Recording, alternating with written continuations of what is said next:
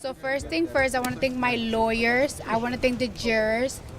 I want to thank the judge, and I want to thank the respectful press. I really, really appreciate that, and I want to thank everybody at home supporting me. Um, I know you guys having a little key with the moment, but to be honest with you, I have missed my kids' first day of school today. I missed my kids. You following me? You're recording me.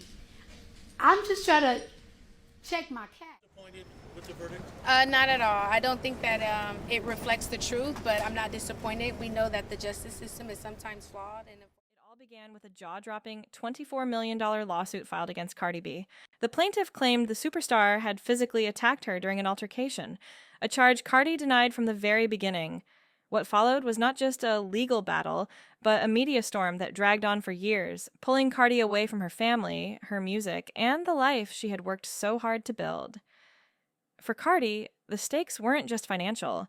This case became a fight for her reputation, as critics painted her as reckless while she insisted she was being unfairly targeted.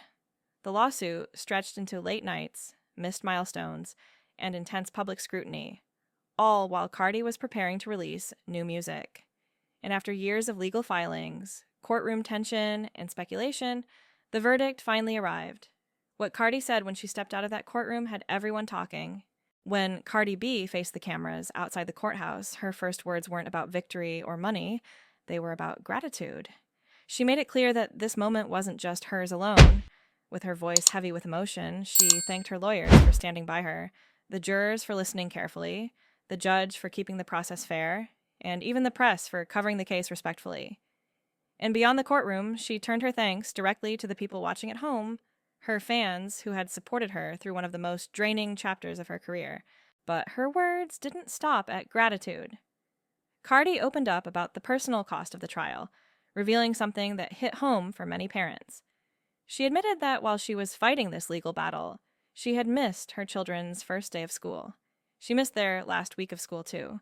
For Cardi, those weren't just small inconveniences. They were heartbreaking reminders of how much this case had pulled her away from her real priorities.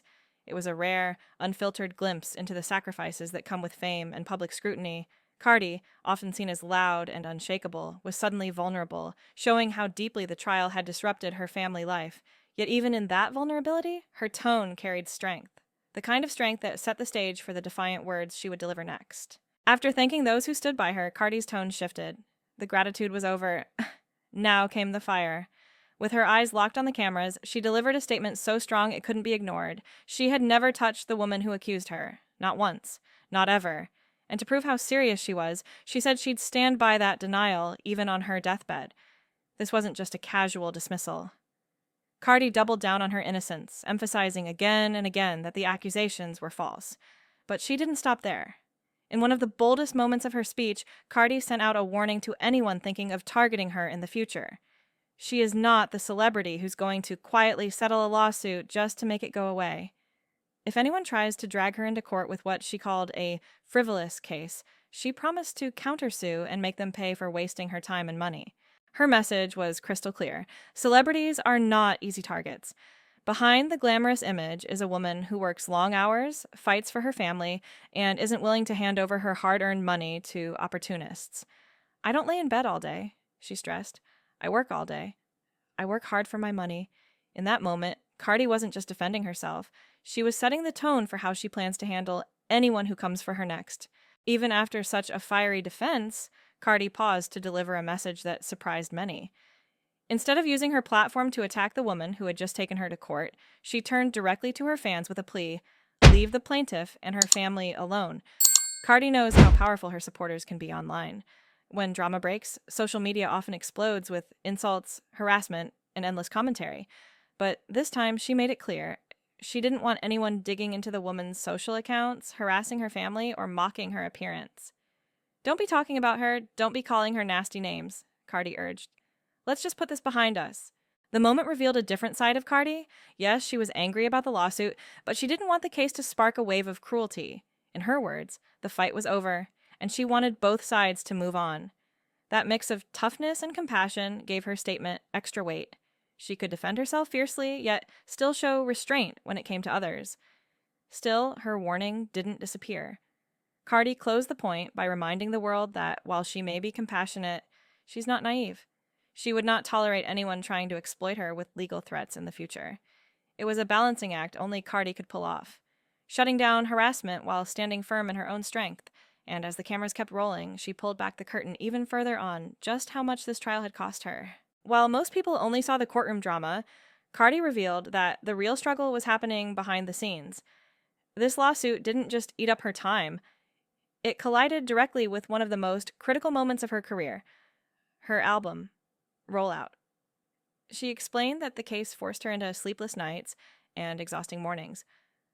On some days, she was up until the early hours of the morning preparing for court, only to wake up at 5:30 a.m. to get ready all over again.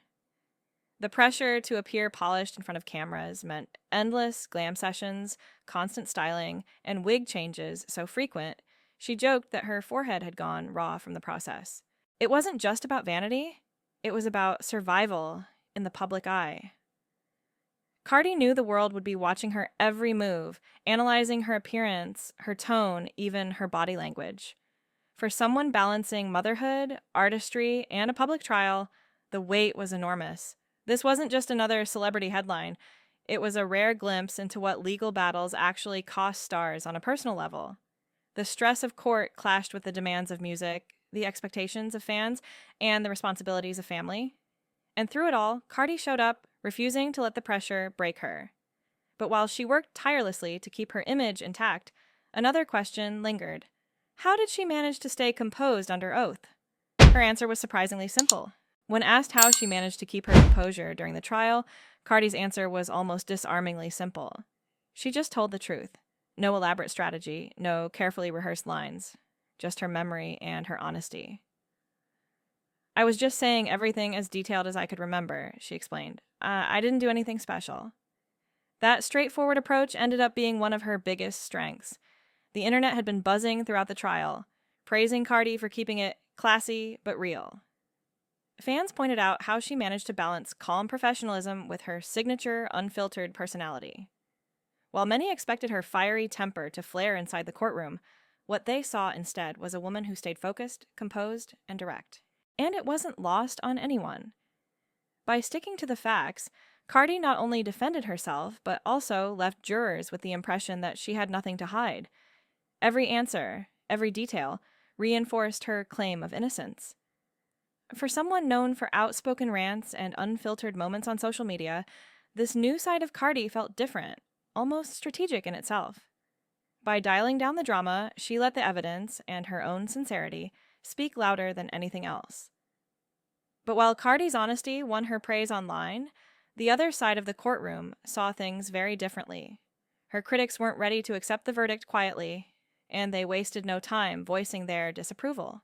While Cardi walked away, celebrating her courtroom win, the plaintiff and her team painted a very different picture. Outside the courthouse, they made it clear they were far from satisfied with the outcome. The plaintiff admitted she was disappointed, arguing that the verdict didn't reflect the truth as she saw it. Her attorney went even further, claiming the jury had gotten it wrong and immediately announcing plans to appeal the decision.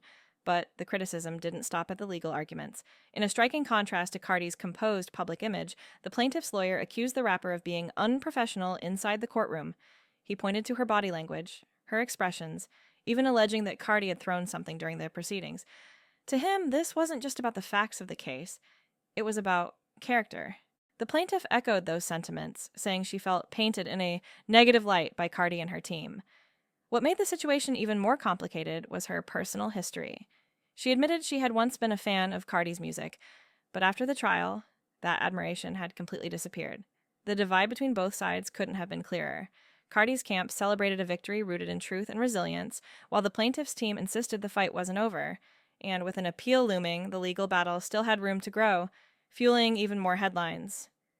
But the fallout wasn't just about court strategy. It was about reputations, fandoms, and the lasting impact of a public war of words. The courtroom battle may have ended, but the fallout was just beginning. For the plaintiff, the verdict was more than just a legal loss. It was a personal one.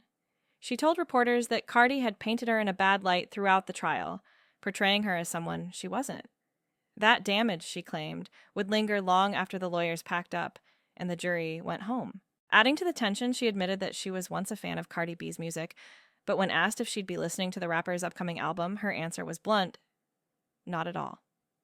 It was a sharp shift from admiration to outright rejection, underscoring just how bitter the split had become. And then came an even bigger disconnect. Cardi had asked her fans not to harass the woman online. No nasty comments, no mocking her family. But when reporters told the plaintiff about this, she seemed stunned. She said Cardi had never told her that directly, and noted that she hadn't heard an apology either.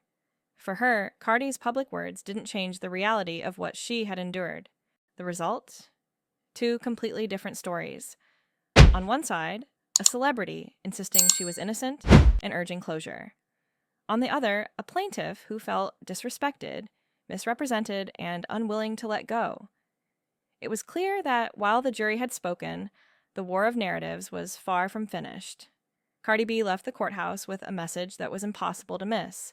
She's not backing down. She repeated her innocence, thanked her supporters, and promised that anyone trying to hit her with what she called a frivolous case would pay the price next time. Settling just to make things disappear? That's not her style. But this trial wasn't only about legal wins and losses. It exposed the personal cost of being in the spotlight, from missing her kids' milestones to sacrificing sleep and energy during one of the biggest moments of her career. Her candid remarks, mixing raw emotion with flashes of humor, showed both the pressure she's under and the resilience that keeps her moving forward. On the other side, her opponent is preparing an appeal, keeping the conflict alive and ensuring this story is far from over. And with Cardi's new album just days away, the timing couldn't be more dramatic. Will the focus shift back to the music, or will the courtroom drama continue to dominate the conversation?